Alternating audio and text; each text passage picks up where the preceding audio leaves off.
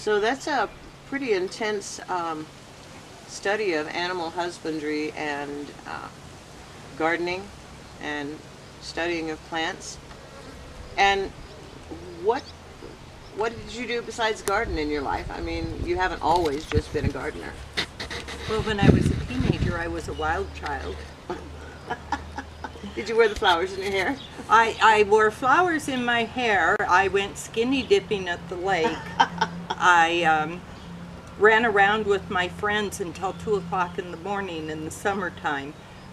I played basketball and was a miler for my high school track team during the school year, as well as taking the stats for the football team. So I was on a lot of trips and away from school a lot.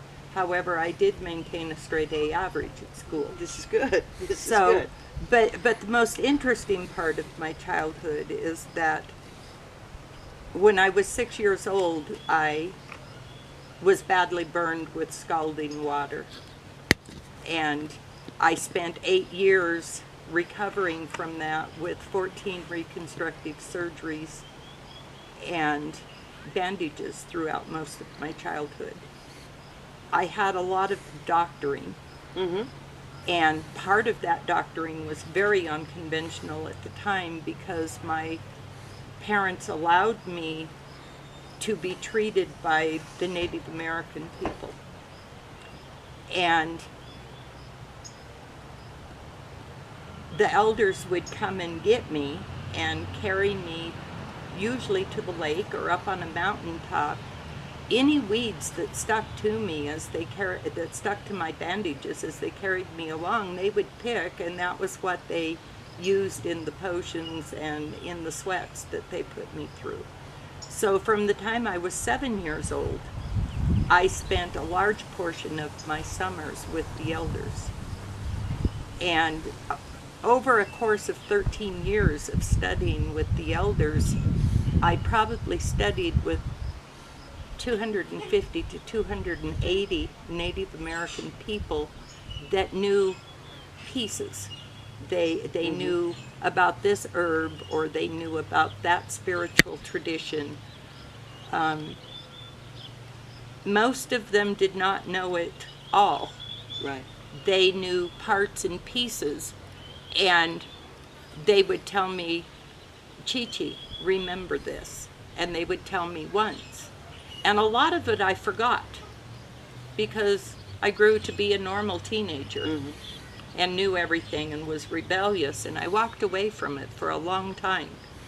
As I got older, it all started coming back in my mind. And as it started coming back in my mind, I looked at the direction my life had taken, where I was living in cities and not being respectful of Mother Earth. And I started my journey back. So now I'm at retirement age, and I feel like I'm coming home because I'm coming full cycle with Mother Earth. And now you're one of those who looks at a child and says, remember this. I do that frequently, yes. But I use my spirituality that I gained from my elders in my urban homestead. I bless my land. I bless my seeds. I pray to Great Spirit every day. I've been known to do rain dances when it was too dry. Sometimes it works. And sometimes it doesn't, and I turn the sprinkler on. But I found that there is a harmony to everything. And sometimes what I'm wanting isn't the way nature needs it to be. Right. And if I just let it be, eventually it's going to come full circle. And usually in such a surprising way that you realize, had you intervened, it would not have been quite right anyway. So This is true. It's good to be I- able to I- accept the change. Yes, I can knock myself dead working myself into the ground trying to go against nature, and that's just not a wise thing to do. Right. Follow nature. Right. Well, you are basically creating on your quarter acre of land that is much taken up by a home. You're basically creating what some people know as a food forest. And in a food forest, you have the trees, and then you'll have the plants, the nitrogen plants, you will have the berries, the ground cover, and then you'll have root plants as well. So I'd like to walk around and take a look at basically what you have, and we're going to let you kind of lead us and share with us different areas on your property, what you have planted, why you have planted it that way, and how it's going to be working in that full circle that you talk about. Tomato plants. I am not really concerned if mine don't grow, because I'm just not a tomato person. Right.